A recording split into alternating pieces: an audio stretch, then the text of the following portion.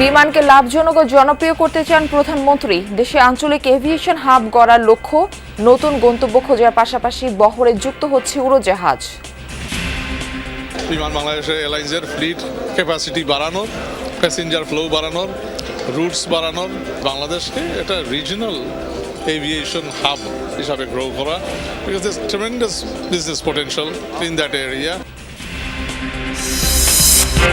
রাজনৈতিক বিবেচনায় নয়, পরীক্ষার মাধ্যমে জিপিপিপি নিয়োগের প্রস্তাব ভেবে দেখা হচ্ছে। ডিসি সম্মেলনে আইনমন্ত্রী। টিকা কার্যক্রমে সহায়তা চাইলেন স্বাস্থ্যমন্ত্রী। সম্মিলিত ইসলামী ব্যাংকের ভবিষ্যৎ নিয়ে অনিশ্চয়তা। বেরিয়ে যেতে উদ্যোগী দুটি ব্যাংক। একীভূতকরণ প্রক্রিয়া নিয়ে সরকারকে দ্রুত সিদ্ধান্ত নেওয়ার তাগিদ। ভবিষ্যৎ সম্মিলিত ব্যাংক থাকবে কিনা, তার মধ্যে থেকে যদি কেউ বেরিয়ে যেতে চায় তারা বের হতে পারবে কিনা, এইটা এখনো ক্লিয়ার হয় নাই। কি করতে চাচ্ছেন ওনারা বোধহয় নিজেরাই নিশ্চিত না। এইটা হলে বিপদ। আপনাকে কিন্তু নিশ্চিত হতে হবে কি করতে চাচ্ছেন। নেত্রকোনায় হাওরে ফসল নষ্ট হওয়ার পর অতিবৃষ্টিতে তলিয়ে যাচ্ছে বোরো ধান। অর্ধেক ফসল দেওয়ার অঙ্গীকারে শ্রমিকদের কাজ করাচ্ছেন গৃহস্থরা। এখন কি করার মতো মরণ ধরার উপায় নাই। 2 দিনের পানি আমাদের যত জমা জমি আছে বড় ফসল মানে একটা পাকনা ফসল সব তলিয়ে গেছে। সেগুলো কাটতে নিয়েছি, সেগুলো ঘরে সারা আসতেছে। বর্ষায় প্রাণহানির শঙ্কা থাকলেও চট্টগ্রামের পাহাড়ে বেড়েই চলেছে ঝুঁকিপূর্ণ বসবাস। পুনর্বাসন ছাড়া সরতে নারাজ বসবাসকারীরা। আশীর্বাদ নয়, রংপুর মহানগরীতে যেন অভিশাপ হয়ে আসে বৃষ্টি। জলাবদ্ধতায় স্থবির হয় জনজীবন। ড্রেনেজ ব্যবস্থার 70% অকেজ। ড্রেনগুলা ঠিকভাবে করতেছে না, যার ফলে পানি পার হয় না। পাশে যান, ওই পাশে বাসাবাড়ি সব ডুবে গেছে। এত ভালো একটা আবাসিক এলাকা হওয়ার পরেও হচ্ছে কোনো নিষ্কাশন ব্যবস্থা খুবই খারাপ। পশ্চিমবঙ্গে বিধানসভা নির্বাচনের ফল ঘোষণা নিয়ে টান টান উত্তেজনা। জরিপে তৃণমূল বিজেপির হাড্ডাহাড্ডি লড়াইয়ের আভাস।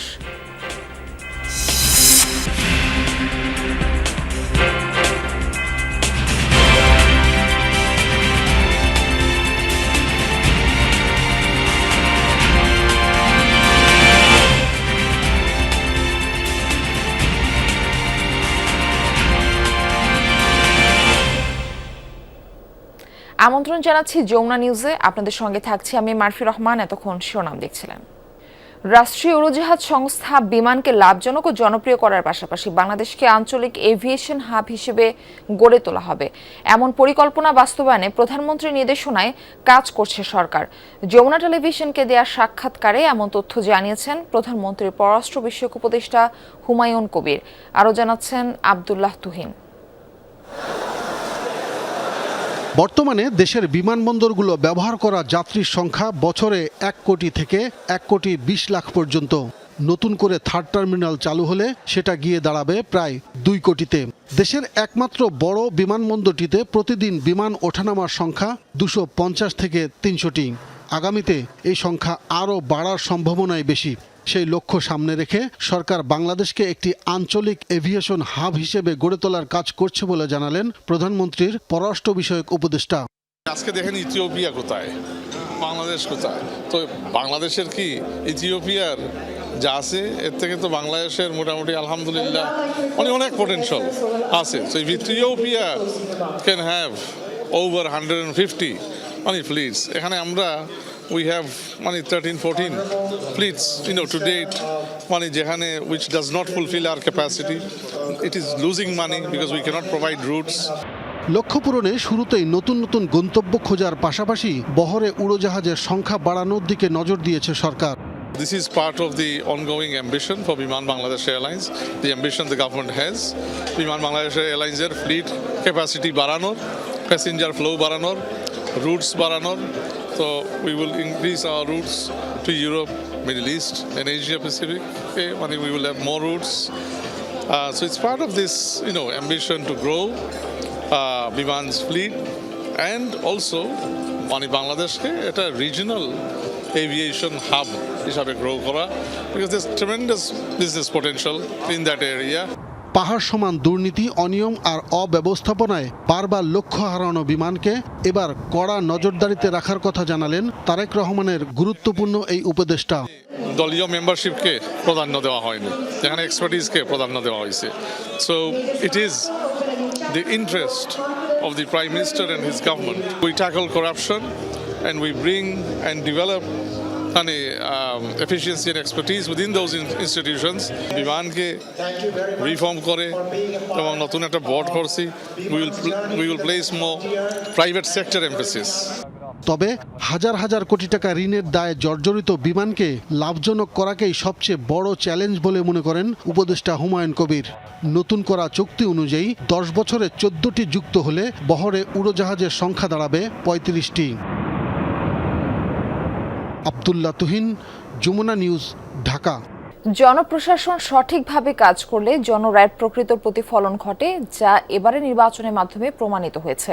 এমন মন্তব্য করে প্রধানমন্ত্রী তারেক রহমান বলেছেন, ডিসিদের কাজ করতে না দিলে নির্বাচনে কি হয় তা 2014, 18 ও 24 সালে জাতি দেখেছে। গতকাল ওসমানী স্মৃতি মিলনায়তনে 4 দিনব্যাপী ডিসি সম্মেলনের প্রথম দিনে এসব কথা বলেন প্রধানমন্ত্রী। তিনি বলেন, সততা, মেধা ও দক্ষতাই হবে জনপ্রশাসনের নিয়োগ, পদায়ন ও বদলির প্রধান মানদণ্ড। সরকার গঠনের পর প্রথম জেলা প্রশাসক সম্মেলনে যোগ দিতে সচিবালয় থেকে পায়ে হেঁটেই ওসমানী স্মৃতি মিলনায়তনে আসেন প্রধানমন্ত্রী। সম্মেলনের শুরুতে নিজেদের বক্তব্য তুলে ধরেন বিভাগীয় কমিশনার ও জেলা প্রশাসকরা। পরে প্রধান অতিথির বক্তব্যে প্রধানমন্ত্রী বলেন, নিয়ম নীতি ছাড়া পদায়নের প্রবণতা দুর্নীতি বাড়ায়। সরকারের নীতি বাস্তবায়নে মাঠ প্রশাসনের গুরুত্ব তুলে ধরেন সরকার প্রধান। এবারের সম্মেলনে ডিসিদের উপস্থিত প্রস্তাবগুলোর মধ্য থেকে বাছাই করা 498টি প্রস্তাব নিয়ে 34টি সেশনে আলোচনা হবে। সম্মেলন চলবে 6 মে পর্যন্ত। সবসময় নিজেদের পছন্দের পদে পদায়ন কিংবা পোস্টিং পাওয়ার মানসিকতাই কিন্তু জনপ্রশাসনকে হয়তোবা দুর্নীতি পরায়ণ এবং অপেশাদার করে তোলার অন্যতম একটি কারণ। আপনাদের প্রতি আমার বিশেষ আহ্বান থাকবে, জনপ্রশাসনের প্রতিটি পদকে গুরুত্বপূর্ণ এবং অনিবার্য ভাবুন। দেশের যে কোনো স্থানেই যে কোনো সময় জনপ্রশাসনের যে কোনো পদে দায়িত্ব পালনের জন্য নিজেদেরকে দয়া করে মানসিকভাবে প্রস্তুত করে রাখুন। ডিসিদের প্রস্তাব অনুযায়ী প্রতিযোগিতামূলক পরীক্ষার মাধ্যমে জেলা আইন কর্মকর্তা বা জিপিপিপিদের নিয়োগের কথা ভাবছে সরকার। এই কথা জানিয়ে আইনমন্ত্রী সাব রেজিস্ট্রারদের কোনো দুর্নীতি, অনিয়ম পেলে মন্ত্রণালয়ে জানাতে নির্দেশ দিয়েছেন জেলা প্রশাসকদের। অন্যদিকে শিক্ষামন্ত্রী এসএসসি ও এইচএসসি পরীক্ষা নির্ধারিত শিক্ষাবর্ষের মধ্যে নেওয়ার নির্দেশনা দিয়েছেন। জানান, কাউমি মাদ্রাসার শিক্ষার্থীদের সমমানের ডিগ্রি দেওয়ার দাবি পূরণ করা হবে। আর স্বাস্থ্যমন্ত্রী জানিয়েছেন, 3 থেকে 4 দিনের মধ্যে হামের টিকা দেয়া শেষ হবে। টিকা কার্যক্রম তদারকিতে ডিসিদের সহযোগিতা চেয়েছে মন্ত্রণালয়। জেলা প্রশাসক সম্মেলনের প্রথম দিনে মন্ত্রণালয় ভিত্তিক অধিবেশনে ডিসিদের পৃথক বৈঠক হয় স্বাস্থ্য, শিক্ষা ও আইন মন্ত্রণালয়ের সাথে। এর আগে প্রধানমন্ত্রীর কার্যালয় ও এর আওতায় থাকা সংস্থার সাথে বৈঠকে বসেন তারা। সেখানে খাল খনন কর্মসূচি মেশিন নির্ভর না করে গুরুত্ব দেয়া হয় শিক্ষার্থী ও বেকার তরুণদের অংশগ্রহণের উপর। স্বাস্থ্য মন্ত্রণালয়ের সাথে বৈঠকে ডেঙ্গু প্রতিরোধ, অবৈধ ক্লিনিক বন্ধ, ভেজাল ওষুধ প্রতিরোধে মোবাইল কোর্ট পরিচালনা সহ 7টি বিষয় নিয়ে আলোচনা হয়। এ সময় স্বাস্থ্যমন্ত্রী জানান, হামের টিকার যথেষ্ট মজুদ রয়েছে। এখন পর্যন্ত 81 ভাগ টিকা দেয়া হয়েছে। ডেঙ্গু আসতেছে, এই যে পরিষ্কার পরিচ্ছন্নতার উপর জোর দেওয়ার জন্য আমরা বলেছি। রেট অফ প্রোগ্রেশন যেটা ছিল হামের এবং মর্টালিটি রেটও আল্লাহর রহমতে অনেকটা কমে এসেছে। আমরা আর 2-4 দিনের ভিতরে 100% টার্গেট আমরা কভার করে ফেলবো হামের টিকার ব্যাপারে। আমাদের কোনো রকম স্টক ঘাটতি নেই। প্রত্যেকটা ক্যাম্পের প্রতি যেন ওনারা দৃষ্টি রাখেন, এই ব্যাপারে আমরা সহযোগিতা চেয়েছি। মাধ্যমিক, উচ্চ মাধ্যমিক, প্রাথমিক, কারিগরি ও মাদ্রাসা শিক্ষা বিভাগের সাথে 8টি প্রস্তাব নিয়ে আলোচনা হয়। এর মধ্যে সরকারের নির্বাচনী প্রতিশ্রুতি বাস্তবায়ন, এসএসসি ও এইচএসসি পরীক্ষা নির্ধারিত শিক্ষাবর্ষের মধ্যে শেষ করার নির্দেশনা দেয়া হয়। কওমি মাদ্রাসা নিয়ে নীতিমালা প্রণয়নের প্রস্তাব নিয়েও আলোচনা হয়। শিক্ষক সংকট কমাতে নতুন করে মাধ্যমিক ও প্রাথমিকে বড় ধরনের নিয়োগ দেওয়া হবে বলে জানিয়েছেন শিক্ষামন্ত্রী। দাখিল এসএসসি, আলেম এইচএসসি, ফাজিল ডিগ্রি, কামেল মাস্টার ডিগ্রি, ওদের শুধু দাওরাকেই বলা হয় মাস্টার ডিগ্রি। ওই লেভেলগুলোকে আমাদের ঠিক করতে হবে, তাদের বোর্ডকে আরও রিস্ট্রেংথেন করতে হবে, তাদের মধ্যে আমাদের কিছু কিছু জায়গায় টেকনিক্যাল এডুকেশন দিতে হবে।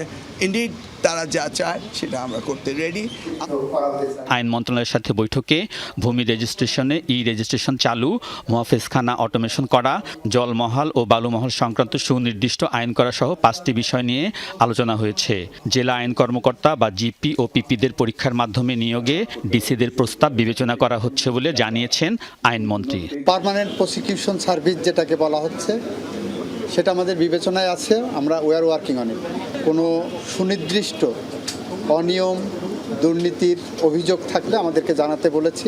আইনমন্ত্রী বৈঠকে সরকারের স্বার্থ সংশ্লিষ্ট মামলার ফাইল ও নথি দ্রুত মন্ত্রণালয়ে পাঠানোর নির্দেশনাও দিয়েছেন, কেননা ফাইল আটকে রাখায় সরকারের সম্পত্তি বেহাত হওয়ার অভিযোগ রয়েছে।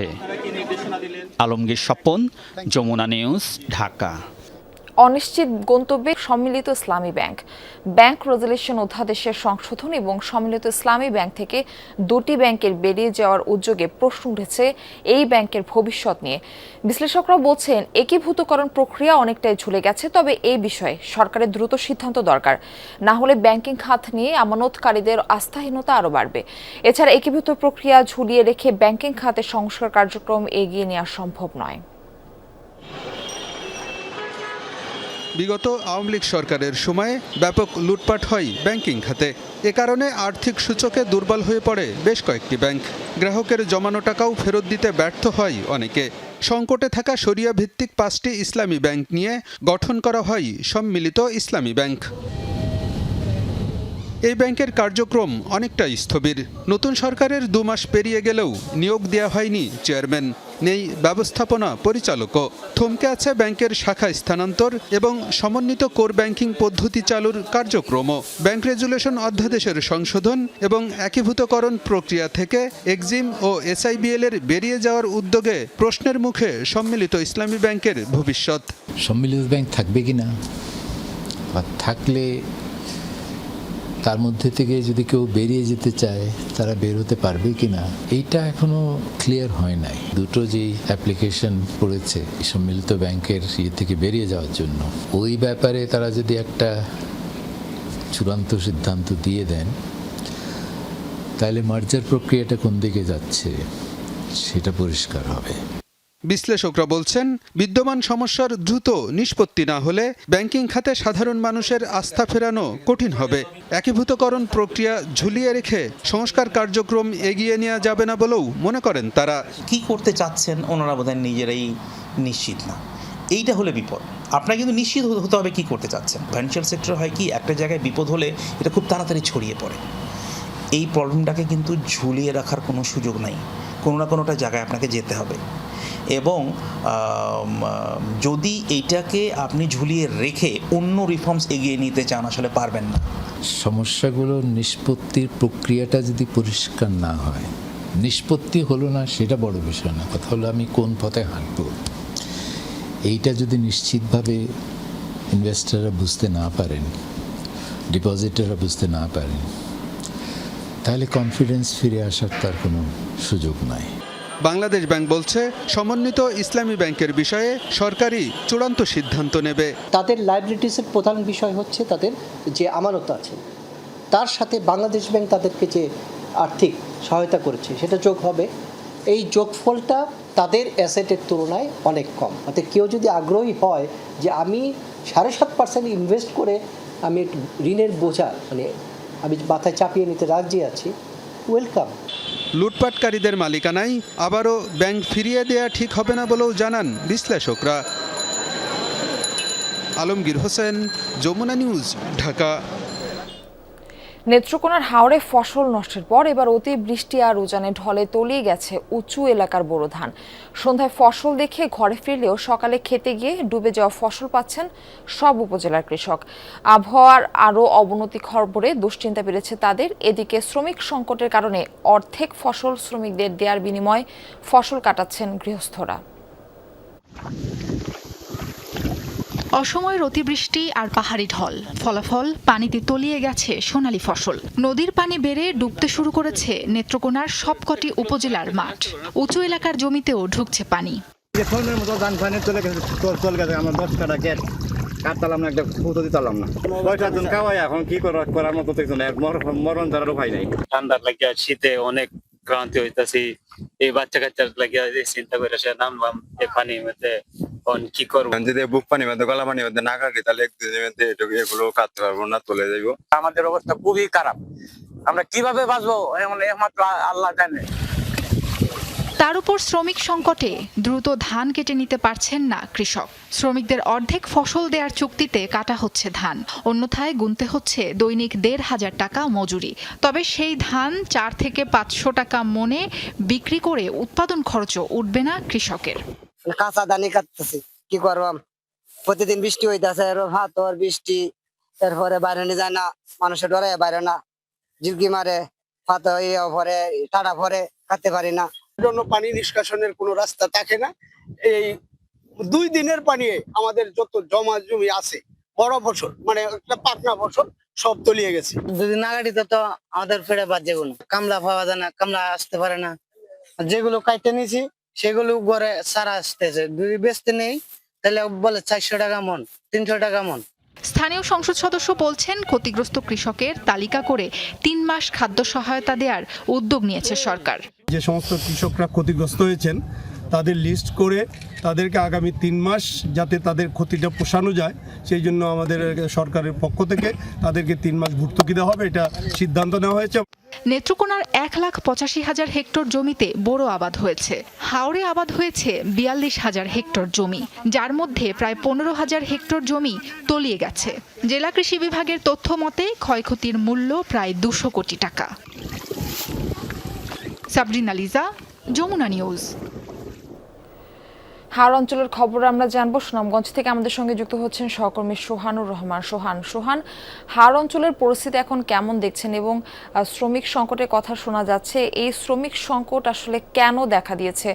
এখন আবার শোনা যাচ্ছে যে অর্ধেক ধান দেওয়ার বিনিময়ে শ্রমিক খোঁজা হচ্ছে, যেহেতু অর্ধেক ধান দিয়ে দেওয়া হচ্ছে তাদের, এখন কি শ্রমিক সংকট কিছুটা হলেও নিরসন হয়েছে কিনা? মারফি, অপরিকল্পিত যে বাঁধগুলো সুনামগঞ্জে দেওয়া হয়, একটা হাওরের চারিপাশ বাঁধ দিয়ে বেঁধে রাখা হয় যাতে নদীর পানি সেই হাওরে না ঢুকতে পারে, কিন্তু এবছর যে বৃষ্টিপাত হয়েছে সেই বৃষ্টিপাতে নদীর পানি হাওরে ঢোকা লাগেনি, বরং বৃষ্টির পানি হাওর তলিয়ে গিয়েছে, যার বাঁধের কারণে এই বৃষ্টির পানিটুকু নদীতে যেতে পারেনি এবং নিষ্কাশন হতে পারেনি। তো এই বৃষ্টির পানিতেই জলাবদ্ধতা হয়ে যখন ধান তলিয়ে যায় তখন কিন্তু হারভেস্টার মেশিন দিয়ে ধান কাটানো যায় না, তখন একমাত্র পথ থাকে শ্রমিক দিয়ে সনাতন পদ্ধতিতে ধান কাটানো। কিন্তু এবছর না, গত কয়েক বছর ধরেই আমরা যান্ত্রিক নির্ভর হয়ে গেছি, হারভেস্টার মেশিনের উপর নির্ভর হয়ে গেছি, এই জন্য শ্রমিকরা অন্য কাজে চলে গেছেন, যার কারণে শ্রমিক সংকট হয়ে যায়। তো এবছর প্রথমে 1000 টাকা দিয়েও শ্রমিক পাওয়া যায়নি। আপনি যেটি বলছেন যে অর্ধেক ধান দিয়েও কিন্তু এখনো শ্রমিক পাচ্ছেন না মানুষ।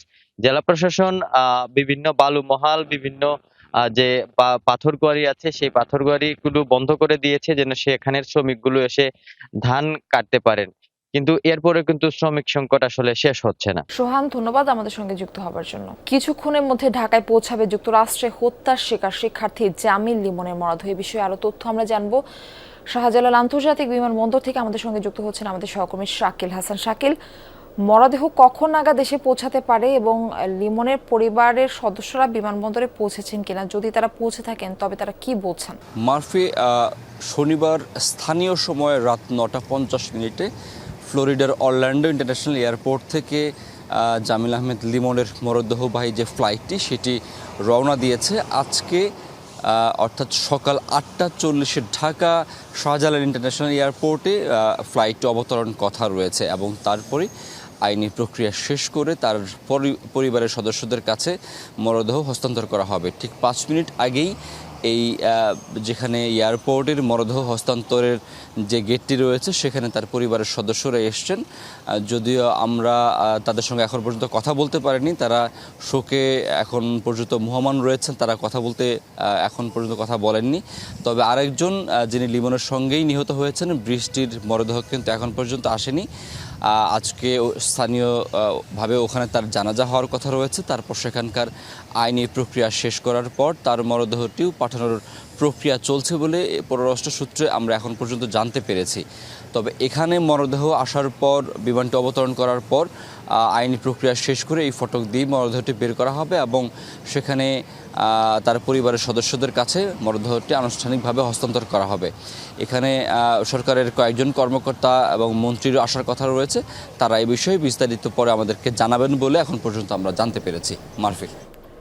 শাকিল, আপনাকে ধন্যবাদ। এ বিষয়ে পরবর্তী আপডেট আপনার কাছ থেকে আমরা জানার চেষ্টা করব। আঞ্চলিক নিরাপত্তা নিশ্চিতে সন্ত্রাসবাদ রুখতে সাফল্য পেয়েছে চীন সরকার। একসময় চীনের সীমান্ত এলাকা শি জিনপিংয়ে এই সন্ত্রাসী তৎপরতা থাকলেও সরকারের কঠোর আইনি ও প্রতিরোধ ব্যবস্থা স্পর্শকাতর এই অঞ্চলকে এখন অনেকটাই নিরাপদ করেছে। ফলে বছর বছর বাড়ছে স্থানীয় পর্যটকের সংখ্যা। সহকর্মী আহমেদ রেজা জানাচ্ছেন এরই বিস্তারিত। চীনের উত্তর পশ্চিমাংশের প্রাদেশিক স্তরের স্বায়ত্তশাসিত অঞ্চল। এটি চীনের বৃহত্তম প্রশাসনিক বিভাগ এবং সারা বিশ্বের মধ্যে ৮ম বৃহত্তম বিভাগ। আয়তন ১৬ লাখ বর্গ কিলোমিটারেরও বেশি, যা উইঘুর স্বায়ত্তশাসিত অঞ্চল নামেও পরিচিত। উইঘুর, ম্যান্ডারিন, কাজাখ ও মঙ্গোলীয় সহ এখানে ৪৩টি ভাষা ব্যবহার হয়। জনসংখ্যা প্রায় ২.৫ কোটি, যার মধ্যে ১ কোটির বেশি উইঘুর মুসলিম। এছাড়াও আছে হান চাইনিজ, কাজাখ, কিরগিজ ও মঙ্গোলীয় জাতিগোষ্ঠী। এটি পৃথিবীর একমাত্র অঞ্চল যেটি ৮টি দেশের সাথে সীমান্ত ভাগ করে। দেশগুলো হল কাজাখস্তান, কিরগিজস্তান, তাজিকিস্তান, মঙ্গোলিয়া, পাকিস্তান, আফগানিস্তান, ভারত ও রাশিয়া। ভৌগোলিক কারণেই অঞ্চলটি সংবেদনশীল, আছে অপরিসীম কৌশলগত গুরুত্ব। সীমান্ত এলাকা বলেই এই অঞ্চল বিশেষভাবে স্পর্শকাতর। ১৯৯০ থেকে ২০১৬ সালের মধ্যে হাজারো সন্ত্রাসী হামলায় হতাহত হয়েছে বহু মানুষ। বিশেষ করে রাজধানী উরুমচিতে বিচ্ছিন্নতাবাদী আন্দোলন, হামলা ও দাঙ্গা উল্লেখ করার মতো। ২০০৯ সালে উরুমচি দাঙ্গায় প্রায় ২০০ জনের প্রাণহানি হয়। হামলার ধরনও নানা রকম। বাসে বোমা হামলা, জনসমাগমে গাড়ি চালিয়ে দেয়া, ছুরি দিয়ে নির্বিচার আক্রমণ, ধর্মীয় নেতাদের হত্যা এবং সরকারি স্থাপনায় হামলা। সন্ত্রাসবাদ মোকাবেলায় সিকিউরিটি ফার্স্ট মডেল চালু করে চীন। সংবিধান ও আইনের ভিত্তিতে সন্ত্রাস বিরোধী কার্যক্রম পরিচালনা করে। এসব আইনের মধ্যে রয়েছে সন্ত্রাস বিরোধী আইন, ফৌজদারি আইন এবং ধর্মীয় বিষয়ক বিধিমালা। ২০১৪ সালের পর থেকে ১৫৮৮টি সন্ত্রাসী গোষ্ঠী ভেঙে দেওয়া হয়েছে। ১২,৯৫০ জন গ্রেফতার এবং বিপুল পরিমাণ বিস্ফোরক জব্দ করেছে শিনজিয়াংয়ের অ্যান্টি টেরোরিজম বিভাগ। এই অঞ্চল খুবই সংবেদনশীল। আমরা এই অঞ্চলকে সকলের জন্য নিরাপদ করতে ও শান্তিপূর্ণ করতে কাজ করছি। শুধু সন্ত্রাস দমন নয়, প্রতিরোধেও জোর দেয় দেশটির সরকার। বিশেষ করে কর্মসংস্থান বৃদ্ধি, শিক্ষা সম্প্রসারণ, স্বাস্থ্যসেবা উন্নয়ন ও দারিদ্র্য হ্রাসে নেওয়া হয় নানা পদক্ষেপ। স্থাপন করে শিক্ষা ও প্রশিক্ষণ কেন্দ্র, যেখানে ভাষা ও আইন শিক্ষা, পেশাগত দক্ষতা এবং চরমপন্থা বিরোধী শিক্ষা দেয়া হয়। আহমেদ রেজা, যমুনা নিউজ, শিনজিয়াং, চীন। চট্টগ্রামে পাহাড়ে ঝুঁকিপূর্ণ বসবাস বন্ধ হচ্ছে না কিছুতেই, বরং দিন দিন বসতি বাড়ছে। অন্যান্য বছরের মতো এবারও বর্ষায় পাহাড় ধসে প্রাণহানির শঙ্কা দেখা দিলেও পুনর্বাসন ছাড়া সরতে নারাজ বসবাসকারীরা। তাদের স্থানান্তর, উচ্ছেদ এবং পানি, বিদ্যুৎ ও গ্যাস সংযোগ বিচ্ছিন্ন করার সিদ্ধান্তও কার্যকর হয়নি। বায়েজিদের আমিন পাহাড়ের পাদদেশে এভাবেই ৩৫ বছর ধরে পরিবার নিয়ে বসবাস করছেন এই নারী। টানা বৃষ্টিতে পাহাড় ভেঙে রান্নাঘরের জানালায় চলে এসেছে, তবুও ঘর ছেড়ে নিরাপদ আশ্রয়ে যেতে নারাজ তিনি। ওই দিকটা মাটি আইয়ে এই জায়গাটা বসছে। আচ্ছা, এই যে এখন পাহাড় তলে ভেঙে ভেঙে এই পর্যন্ত আসছে, তার মানে আপনার ঘরেও পড়তে পারে? না না না, করে না, আল্লাহ দিলে করে না। আল্লাহ দিলে করে না। এটা ঝুঁকি নাই জায়গাটা থাকা? ঝুঁকি তো এখানে থাকি না, তো আমরা তো লাস্টের রুমে থাকি। জেলা প্রশাসনের হিসেবে চট্টগ্রামে ঝুঁকিপূর্ণ ২৬ পাহাড়ে বসতি অন্তত ৬৫০০। সবখানের চিত্র একই। বর্ষা মৌসুম আসলেই শুরু হয় মাইকিং, ব্যতিক্রম হয়নি এবারও। টানা বৃষ্টিতে পাহাড় ধসের শঙ্কা তৈরি হলেও ঘর ছেড়ে আশ্রয় কেন্দ্রে যায় না কেউই। কই এখন মাইকিং কখন করছে সঠিক বলতে পারি না, কাজে ছিলাম তো বলতে পারি, জানি না। আছে না বাজি জিনিসপাতি ফালাই, ব্যাগ কি আর নেওয়া যায়? এই জন্য যান না। সবাই যদি একসাথে চলে যায়, অনেক মানুষ হয়ে যায়, অনেক বিড়াবিড়ি, বাচ্চারা অনেক দুষ্টামি করে, কান্নাকাটি করে, বুঝেন না, এই জন্য আর কি। জি আবার চলে আসে। পাহাড়ের বুক চিরে গড়ে ওঠা এসব বসতি অবৈধ হলেও প্রতিটি ঘরে আছে বিদ্যুৎ ও পানির সংযোগ। সেবা সংস্থাগুলোর অবৈধ স্থানে বৈধ সংযোগ দেয়া প্রমাণ দেয় অনিয়মের। এই 3টে মিটারে আপনার নামে কোনটা? এখানে আছে মাঝখানেরটা। আপনার টোটাল ঘর চলে 15টায় 3টে মিটারে। বাকিদের কাছ থেকে মানে কত ইউনিট হয় এটা আপনারা হিসাব করে টাকা নিয়ে নেন? জি। আপনার নামে কয়টা মিটার? আমার নামে আমার একটা মিটার। আপনার একটা। এটা আবেদন করেই তো নিছেন না পিডিবি থেকে? তো এখানে লাইনগুলো কেমন দেয়? বিদ্যুতের লাইন, পানির লাইন? সব পুরো লাইন এখানে লাইন। সব পুরো লাইন। প্রতি বছর বর্ষা মৌসুমে সভা ডাকে পাহাড় ব্যবস্থাপনা কমিটি। শুরু হয় মাইকিং, যা শেষও হয় মাইকিং দিয়েই। গত বছর সভায় গৃহীত ঝুঁকিপূর্ণভাবে বসবাসরতদের সরিয়ে নেওয়া, অবৈধ স্থাপনা উচ্ছেদ এবং গ্যাস বিদ্যুৎ পানির সংযোগ বিচ্ছিন্ন করার সিদ্ধান্ত কার্যকর হয়নি এখনও। আমরা তাদেরকে সরিয়ে দেওয়ার পরেও 1 ঘন্টা পরে আমরা চলে যাওয়ার পরে তারা এখানে অবস্থান করে। কিভাবে তারা বিদ্যুৎ, পানি এবং গ্যাসের লাইন পাচ্ছে এবং এটা পাওয়ার কারণেই তো বেসিক্যালি তারা এখানটায় আসার জন্য অনুপ্রাণিত হচ্ছে। তো এই জায়গাটা কিভাবে হচ্ছে এটা আমি পাওয়ার ব্যবস্থাপনা কমিটির মিটিংয়ে এটা আমি অবতারণা করব। আল আমিন শেখদার, যমুনা নিউজ, চট্টগ্রাম। বৃষ্টি আশীর্বাদের বদলে যেন অভিশাপ হয়ে নামে রংপুর মহানগরীতে। বিশেষ করে ভিআইপি আবাসিক এলাকা মাস্টারপাড়ার 3000-এর বেশি পরিবার বৃষ্টি হলেই আতঙ্কিত হন। জলাবদ্ধতায় স্থবির হয়ে যায় জনজীবন। এলাকাটির প্রধান সড়কে ড্রেন থাকলেও তা অপরিষ্কার ও সংযোগস্থল বন্ধ। পানি নামতে অপেক্ষা করতে হয় রোদের উপর। এই চিত্র রংপুর মহানগরীর ভিআইপি আবাসিক এলাকা মাস্টারপাড়ার 4তলা মোড় থেকে বাবুখা পর্যন্ত মূল সড়কের। বৃষ্টি নামলেই সড়কে জমে হাঁটু পানি, ড্রেন থাকলেও তা অকার্যকর। ড্রেনের উপরে পানি, মানুষ কই যাবে? মানুষের ওই পাশে যান, ওই পাশে বাসাবাড়ি সব ডুবে গেছে। খুবই দুরবস্থা। মানে এত ভালো একটা আবাসিক এলাকা হওয়ার পরেও হচ্ছে কোনো নিষ্কাশন ব্যবস্থা খুবই খারাপ। এখন এই পানিটা বাড়ি ঘরগুলো হইতে রাস্তাঘাট সব বন্ধ হয়ে গেছে। পাড়াটির ভেতরের গলিগুলোর পরিস্থিতি আরও করুন। দারুস সালাম বাইতুল কালাম মাদ্রাসা ও মসজিদ পর্যন্ত নতুন সড়ক ও ড্রেন নির্মাণ হলেও ড্রেনের দুপাশেই সংযোগ ঢালাই করা। একটি কালভার্ট থাকলেও সেটি বন্ধ করে দেয়ায় মাদ্রাসার আশেপাশের বাড়িঘরে একটু বৃষ্টিতেই ওঠে পানি। শাড়ির দোকানের সামনে মাদ্রাসা যাইতে ড্রেনটা বন্ধ করা আছে, ওই জন্য সংযোগ স্থান বন্ধ করার জন্য পানিটা ঢুকতে পারছে না। বান্ধিল সরকার থেকে আস্থা বান্ধিল, 2টা বোল্ডার আছিল রাস্তার মধ্যে, ওই ওতে মারি দিয়ে গেছে, পানিতে আমরা ডুবি আছি। ওদিকে মসজিদের পেছন থেকে পুরো এলাকা কোমর পানির নিচে। অনেকেই ভাড়া বাসা ছেড়ে অন্য এলাকায় যাচ্ছেন। এলাকাটির পূর্ব ও দক্ষিণ পশ্চিমে এল আকৃতির রাস্তা ও ড্রেন হলেও সংযোগ বন্ধ, ফলে পানি এসে জলাবদ্ধ হয় এলাকাটি। এই দিকে যত 3-4 এলাকার পানি মনে করেন যে এই জায়গাটা পুরোপুরি বন্ধ হয়ে আছে, এই ডিগি মতো হয়ে আছে। যে ড্রেনগুলা করতেছে, ড্রেনগুলা ঠিকভাবে করতেছে না, যার ফলে পানি পার হয় না। 10-12 দিন থেকে পানি, আজকে একটু আর বেশি হয়ে গেছে, এখন মনে হয় ঘরে পানি ওড়ে ভাব। 4তলা মোড়ের প্রধান সড়কের নিচে ক্রসিং না থাকায় পানি বনানীপাড়ার ড্রেনের আউটফলে ঢুকতে পারছে না। এতে বৃষ্টি হলেই পানিবন্দী হয়ে পড়েন মাস্টারপাড়ার 3000-এরও বেশি পরিবার। এমন অবস্থায় সাময়িক পদক্ষেপ হিসেবে ক্রসিংটি চালু করতে টেন্ডার আহ্বান করা হবে বলে জানান সিটি প্রশাসক। এই 4তলা মোড়ের এই ক্রসিংটিকে ঠিক করার জন্য আমরা টেন্ডারে দেওয়ার সিদ্ধান্ত নিয়েছি। এটা খুব অল্প সময়ের মধ্যেই এটি টেন্ডার প্রক্রিয়ায় চলে আসবে। প্রতিষ্ঠার 13 বছরেও কোনো মাস্টার প্ল্যান তৈরি হয়নি রংপুর সিটিতে। 205 বর্গ কিলোমিটার সিটিতে ড্রেন মাত্র 441 কিলোমিটার, সেটারও 70% অকেজো। এই এলাকাটিতে একদিকে নেই কোনো সড়ক ও ড্রেন, তার ওপর আশেপাশের যে ড্রেনগুলো আছে তারও সংযোগস্থল বন্ধ। সে কারণে তাদের এই করুণ পরিণতি। এই অবস্থায় নগর প্রশাসকের দিকেই তাকিয়ে আছেন এই এলাকার মানুষ। সরকার, মাঝারুল মান্নান, যমুনা নিউজ, মাস্টারপাড়া, রংপুর। প্রাথমিক বিদ্যালয়ের পরীক্ষার্থীদের ঝরে পড়া রোধ ও পুষ্টি নিশ্চিত করতে সরকার চালু করেছে স্কুল ফিডিং কর্মসূচি।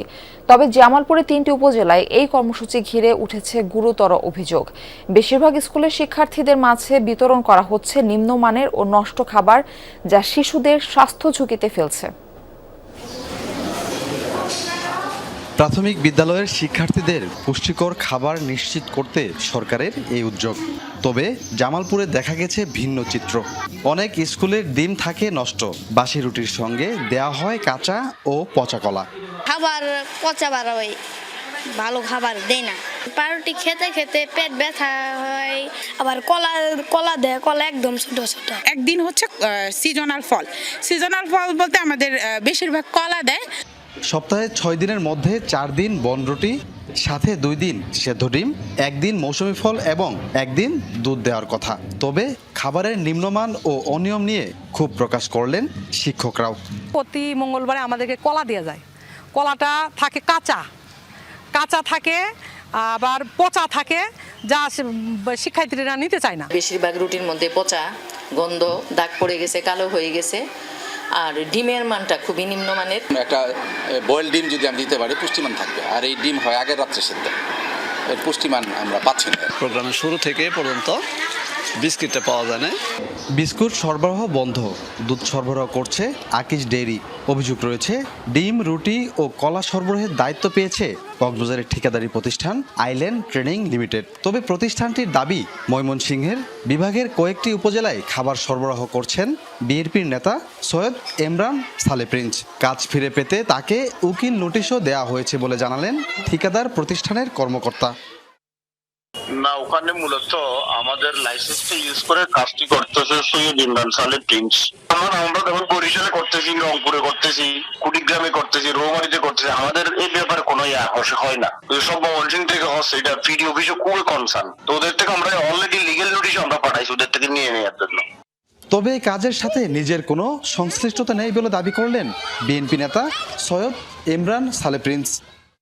এখানে লোকালি ওই সারদার সাহেব আমাকে বলছিল যে যেহেতু আপনাদের ওখানে লোকজন আছে, একটু বলাই দেন আমরা কাজটা তাদেরকে দিয়ে সাব কন্ট্রাক্টে করাইতে পারি। সেখানে ধরেন আমি কথা বলাই দিচ্ছি, জাস্ট এইটুকুই। এর মাঝে তো আমার অন্য কোনো ইনভলভমেন্ট নাই। পুষ্টিবিদরা বলছেন এমন খাবার শিশুদের স্বাস্থ্যের জন্য মারাত্মক ক্ষতিকর। শিশুকে ডিম, কলা এবং বনরুটি দেওয়ার জন্য পুষ্টির বিষয়ের পাশাপাশি অবশ্যই সেটা স্বাস্থ্যের জন্য ঝুঁকিপূর্ণ হচ্ছে কিনা সেটা আমাদেরকে খেয়াল রাখতে হবে। এই শিক্ষার্থীরা এই পুষ্টিহীন খাবার খেয়ে বা পুষ্টি নিরসনের জন্য এই খাদ্য খেয়ে অসুস্থ হয়ে পড়বে।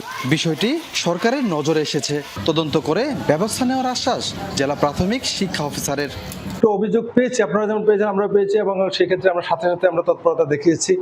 জেলার 3টি উপজেলায় ফিডিং কার্যক্রমের আওতায় রয়েছে 56,824 জন শিক্ষার্থী। কমলমতি এই শিশুদের খাওয়ানো হচ্ছে এমন ডিম বা এমন অস্বাস্থ্যকর খাবার, সেই জায়গা থেকে পুষ্টির বদলে তারা থাকছে স্বাস্থ্য ঝুঁকিতে। এই অবস্থায় ঠিকাদারি প্রতিষ্ঠান, স্কুল কর্তৃপক্ষ ও স্থানীয় প্রশাসনের নজরদারি আরও বাড়ানো উচিত বলে মনে করছেন অভিভাবক ও সংশ্লিষ্টরা। সাগর ফরাজি, যমুনা নিউজ, জামালপুর। দেশে ইলিশের অভয়াশ্রম খ্যাত চাঁদপুরের পদ্মা মেঘনা নদীতে 2 মাসের নিষেধাজ্ঞা শেষে আবারও শুরু হয়েছে মাছ আহরণ। দীর্ঘদিন পর ইলিশের পাইকারি বেচাকেনা চলছে। এ বিষয়ে বিস্তারিত জানাতে চাঁদপুর থেকে আমাদের সঙ্গে যুক্ত হচ্ছেন সহকর্মী ইব্রাহিম রনি। ইব্রাহিম, নিষেধাজ্ঞা শেষে হাট ও আড়তগুলোতে কেমন মাছ আসছে এবং বাজারে ইলিশের সরবরাহ এখন কেমন? মারফি, 2 মাসের নিষেধাজ্ঞা শেষে চাঁদপুরের পদ্মা মেঘনা 70 কিলোমিটার এলাকায় কিন্তু মাছ ধরা শুরু হয়েছে 1 মে থেকে। কিন্তু জেলেরা যেমনটি জানিয়েছেন, তারা এখনো কাঙ্ক্ষিত ইলিশের দেখা পাচ্ছেন না। গত কয়েকদিন তারা নদীতে গিয়েছেন, কিন্তু যে পরিমাণ ইলিশ তারা পাচ্ছেন তাতে করে তাদের যে জ্বালানি খরচ বা অন্যান্য খরচ যা আছে সেগুলো কিন্তু তারা তুলতে পারছেন না বলে অনেক জেলে জানিয়েছেন। আবার কেউ কেউ বলছেন যে যা পাচ্ছেন তা দিয়ে কোনো রকম খরচটা উঠছে। তো যেহেতু নদীতে ইলিশ কম ধরা পড়ছে, সাগর এলাকায় কিন্তু মাছ ধরা নিষিদ্ধ, সেই কারণে কিন্তু এর প্রভাব বাজারে পড়েছে। বাজারে কিন্তু এখন মাছ অত্যন্ত কম। গত এই চাঁদপুর এই বড় স্টেশন মাছের আড়তে এটি কিন্তু দেশের অন্যতম বৃহৎ ইলিশের বিক্রয় কেন্দ্র। সেই আড়তে কিন্তু গতকালকে মাত্র 7 থেকে 8 মণ ইলিশের আমদানি হয়েছে, যে কারণে ব্যবসায়ীরাও হতাশা প্রকাশ করেছেন। ইলিশের আমদানি কম হওয়ার সঙ্গে সঙ্গে কিন্তু যেহেতু বাজারে ইলিশ কম, সে কারণে কিন্তু ক্রেতারাও কম আসছেন, কারণ এই সময়টাতে ইলিশের দাম অত্যন্ত বেশি। আজকে কিন্তু চাঁদপুরের বাজারে একই সাইজের ইলিশ বিক্রি হচ্ছে 3500 থেকে 3600 টাকা দরে, আর এর নিচে 700-800 গ্রামের ইলিশ কিন্তু 2500 থেকে 2600 টাকা দরে বিক্রি হচ্ছে। তো এই ছিল চাঁদপুর থেকে সর্বশেষ। মার্ফি। ইব্রাহিম, ধন্যবাদ জানাচ্ছি আমাদের সঙ্গে যুক্ত হওয়ার জন্য। মমতায় আস্থা নাকি পরিবর্তন? নীলবাড়ি নবান্নে তৃণমূলের পরিবর্তন নাকি নিয়ন্ত্রণ যাবে গেরুয়া শিবিরের হাতে? কি রায় দিয়েছে পশ্চিমবঙ্গের ভোটাররা, জানা যাবে আজ। সকাল 8টায় শুরু হয়েছে রাজ্যের বিধানসভা নির্বাচনের ভোট গণনা।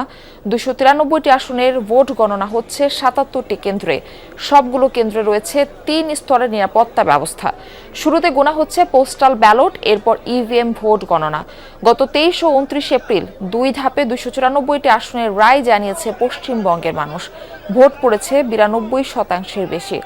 অনিয়মের অভিযোগে ফলতা আসনে পুনরায় ভোট গ্রহণ হবে। তাই হাই ভোল্টেজ নির্বাচনে জয়ের জন্য ম্যাজিক ফিগার দাঁড়িয়েছে 147। ফলাফল কোন দিকে যাবে দুপুরের মধ্যেই মিলতে পারে আভাস। পশ্চিমবঙ্গের বিধানসভার ভোট গণনার সবশেষ আপডেট আমাদের জানাতে আমাদের সঙ্গে যুক্ত হচ্ছেন সহকর্মী সুকান্ত চট্টোপাধ্যায়। তিনি আছেন হাই ভোল্টেজ আসন ভবানীপুরে, যেখানে লড়ছেন মুখ্যমন্ত্রী মমতা ব্যানার্জি ও বিজেপির শুভেন্দু অধিকারী। সুকান্ত, ভোট গণনা তো শুরু হয়ে গেছে, নিরাপত্তা সহ সার্বিক পরিস্থিতি কেমন দেখছেন? কখন নাগাদ পূর্ণাঙ্গ ফল পাওয়া যেতে পারে? দেখুন মার্ফি, মাত্র 17 মিনিট হয়েছে এই ভোট গণনা শুরু হয়েছে। প্রথমে গণনা হবে যে ব্যালট পেপার, সেগুলি অর্থাৎ পোস্টাল ব্যালট, তারপরে কিন্তু ইভিএম এ ঢুকবে কমিশনের লোকজন, ইভিএম গোনার কাজ শুরু করবে। আমরা এই মুহূর্তে রয়েছি পশ্চিমবঙ্গের সব থেকে হাই ভোল্টেজ যে বিধানসভা ভবানীপুর কেন্দ্র, এবং সেখানে মমতা বন্দ্যোপাধ্যায় এবং শুভেন্দু অধিকারী, দুই বিবদমান যে রাজনৈতিক দলের লড়াই, দুজনেই প্রার্থী। আমরা সেই কাউন্টিং হচ্ছে বালিগঞ্জে, অর্থাৎ শেখওয়াত মেমোরিয়াল হাই স্কুলে আমরা সেখানে রয়েছি। আমরা একবার আমার ক্যামেরা পার্সনকে বলবো যে কি নিরাপত্তা বলয় তৈরি করা হয়েছে গোটা এলাকা জুড়ে এই কাউন্টিং অর্থাৎ শেখওয়াত মেমোরিয়াল হাই স্কুলকে ঘিরে, সেটা একবার পরিদর্শন করা দেবো। এবং শুধু ত্রিস্তরীয় নিরাপত্তা বলয় কিন্তু এখানে তৈরি করা হয়েছে। প্রথমে সিআরপিএফ এবং আধা সেনা যারা রয়েছে, তারপরে কলকাতা পুলিশ। এই ত্রিস্তরীয় যে নিরাপত্তা বলয়, সেই বলয়ের পরেই কিন্তু হচ্ছে মূল যে স্কুল, যেখানে ভেতরে ইভিএম কাউন্টিং হচ্ছে, সেই ফটক, এবং সেই ফটকের কিন্তু রেস্ট্রিকশন আছে। সেখানেও কিন্তু প্রচুর কলকাতা পুলিশ এবং যে আধা সেনা মোতায়েন করা হয়েছে। 77টি গণনা কেন্দ্রে এমনই অর্থাৎ কড়া নিরাপত্তার মধ্যে দিয়ে 77টি কেন্দ্রে কিন্তু সেই চলছে, গণনা শুরু হয়েছে। কোথাও কোনো এখনো পর্যন্ত অপ্রীতিকর ঘটনা আসেনি। তবে নিরাপত্তার কারণে কিন্তু যে সকাল থেকে যারা বুথ এজেন্ট, তাদের কিন্তু সেখানে ঢোকার 6:30 থেকে ঢোকানো শুরু হয়েছে, এবং বেশ কিছু রেস্ট্রিকশন করা হয়েছে যে কি যারা কাউন্টিং এ যাবেন তারা কি কি নেবেন, কি কি নিতে পারবেন না। ধন্যবাদ সুকান্ত। আজ সারাদিন আপনার কাছ থেকে খবরাখবর জানতে আমরা যুক্ত হব। বিধানসভা নির্বাচনের ফলাফল নিয়ে টান টান উত্তেজনায় গোটা পশ্চিমবঙ্গ। বুথ ফেরত জরিপগুলোর বেশিরভাগই সামান্য ব্যবধানে তৃণমূলের চেয়ে এগিয়ে রেখেছে বিজেপিকে। তাই যে কোনো সময় বদলে যেতে পারে সমীকরণ। ইতিহাসের সবচেয়ে হাড্ডাহাড্ডি লড়াইয়ের এই নির্বাচনে ছিল রেকর্ড সংখ্যক ভোটার উপস্থিতি। এটিও কোনো পরিবর্তনের ইঙ্গিত দিচ্ছে কিনা তা নিয়েও চলছে জল্পনা। প্রচারণা, পাল্টাপাল্টি অভিযোগ আর বিপুল সংখ্যক ভোটার উপস্থিতির মধ্য দিয়ে পশ্চিমবঙ্গে চলেছে টানা 1.5 মাসের ভোটযুদ্ধ। অবশেষে আজ হাতে আসবে বিধানসভা নির্বাচনের কাঙ্ক্ষিত ফলাফল। বেশিরভাগ বুথ ফেরত জরিপই বলছে এবার রাজ্যের ক্ষমতা যাবে গেরুয়া শিবিরের হাতে। তবে তৃণমূলের সাথে দেখানো হচ্ছে খুবই সামান্য ভোটের ব্যবধান। তাই যে কোনো সময় পাল্টে যেতে পারে সমীকরণ। ফলাফল ঘিরে অনিশ্চয়তা এতটাই তীব্র যে অ্যাক্সিস মাই ইন্ডিয়া ও সি ভোটারের মতো প্রতিষ্ঠিত 2 নির্বাচনী সমীক্ষা সংস্থাও সম্ভাব্য বিজয়ীর ব্যাপারে স্পষ্ট কোনো ইঙ্গিত দেয়নি। যদিও বুথ ফেরত সমীক্ষার ভবিষ্যৎবাণী ভুল প্রমাণিত হওয়ার ঘটনাও নতুন নয়। অনেকেই বলছে পশ্চিমবঙ্গের নির্বাচনী মাঠে গেল 50 বছরের চেয়ে এবারের চিত্র অনেকটাই ভিন্ন, কারণ বিগত প্রায় সকল নির্বাচনে ফলাফল ছিল অনেকটাই অনুমানযোগ্য। কংগ্রেস, বামফ্রন্ট বা তৃণমূল কংগ্রেস প্রতিটি দলই বিপুল সংখ্যাগরিষ্ঠতা নিয়ে এসেছে রাজ্যের ক্ষমতায়। এবার বিজেপির উত্থানে এমন তুমুল প্রতিদ্বন্দ্বিতা পশ্চিমবঙ্গ আগে দেখেনি বললেই চলে। ভোটার উপস্থিতির দিক থেকেও বিধানসভা নির্বাচন এবার ছাড়িয়ে গেছে সকল রেকর্ড। দেশ স্বাধীনের পর রাজ্যটিতে এবার 2 দফায় পড়েছে সর্বোচ্চ সংখ্যক ভোট, 92.47%। কেউ কেউ বলছেন ভোটারের এমন স্রোত হতে পারে পরিবর্তনের পক্ষে জমে ওঠা জনমতের ইঙ্গিত। অনেকে আবার এত বেশি ভোটদানের সাথে সম্পর্ক টানছেন ভোটার তালিকার নিবিড় সংশোধন বা SIR এর। রেজওয়ানা সাইমা, যমুনা নিউজ। এই ছিল যমুনা নিউজে। এতক্ষণ সাথে থাকার জন্য সবাইকে ধন্যবাদ জানাচ্ছি।